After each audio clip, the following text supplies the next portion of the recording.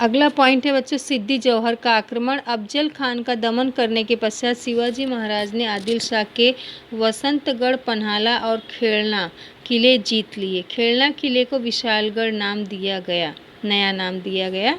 शिवाजी महाराज का बंदोबस्त करने के लिए आदिल शाह ने ईस्वी सन 1660 में करनूल प्रदेश का सरदार सिद्दी जौहर से शिवाजी महाराज पर आक्रमण करने को कहा। उसे सलाबत खान की उपाधि दी। सिद्दी और जौहर की सहायता के लिए रुस्तमे जमान, बाजी घोरपड़े, अफजल खान का बेटा फजल खान भी थे।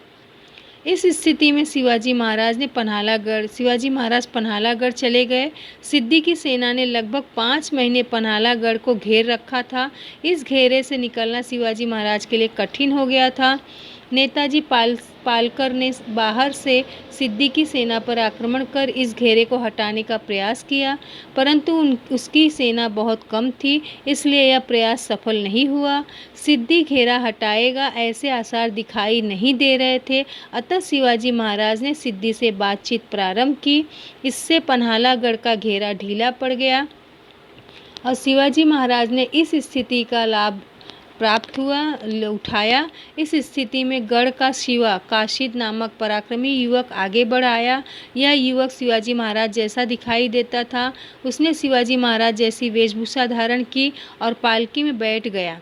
यह पालकी राजदिंडी दरवाजे से बाहर निकल गई। सिद्दी की सेना ने इस पालकी को पकड़ लिया। यह घड़ी बड़े संकट की थी। शिवा काशिद ने स्वराज्य के लिए अपने प्राणों का बलिदान दे दिया। इसी बीच शिवाजी महाराज दूसरे दुर्गम रास्ते से गढ़ से बाहर निकल गए। उनके साथ बाजी प्रभु देशपांडे और बांदल देशमुख सहित कुछ चुनिंदा सैनिक भी थे। शिवाजी महाराज पन्हालागढ़ के घेरे से निकलकर विशालगढ़ की ओर बढ़े।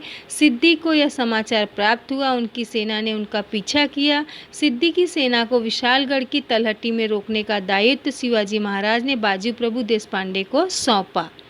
इस प्रकार बच्चों घेरे से वो निकल कर बाहर निकल आए। यहाँ पर देखो आपको पढ़ रहे रहोगे आप लोग।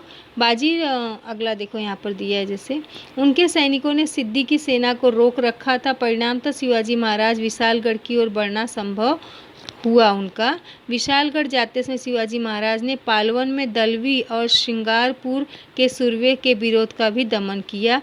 ये आदिल शाह के सरदार थे। इसके बाद शिवाजी महाराज सकुशल विशालगढ़ पहुंच गए। जिस समय शिवाजी महाराज पन्हालगढ़ के घेरे में घिरे थे, उस समय दिल्ली की सत्ता पर आसीन हुए औरंगजेब बादशाह ने मुगल सरदार शाइस्ता खान को दक्षिण में भेजा। उसने पुणे प्रांत पर आक्रमण किया।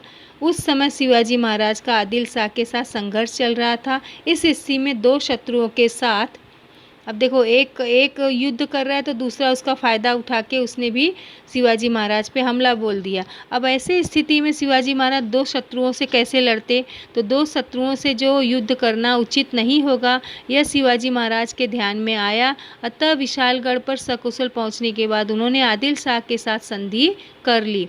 इस संधि के अनुसार उन्होंने पन्हालगढ़ किला उनको लौटाना पड़ा। यहाँ शिवाजी महाराज की स्वराज स्थापना का एक चरण पूर्ण हुआ। बच्चों आपको प्रश्न दिया जाएगा, उस प्रश्न में ये उत्तर आ जाएगा शिवाजी महाराज ने आदिल शाह के साथ संधि क्यों की। यही चीज़ है कि एक साथ दो शत्रुओं से लड़ना मुश्किल हो रहा था, इसी कारण उन्होंने क्या किया, आदिल शाह के साथ संधि की और इस संधि में उन्होंने पन्हालगढ़ का किला जो है उन्हें लौटाया। बच्चों ये पाठ आप लोग को समझ में आ गया होगा। अब हम लोग इसके स्वाध्याय को पूर्ण करेंगे, ठीक है।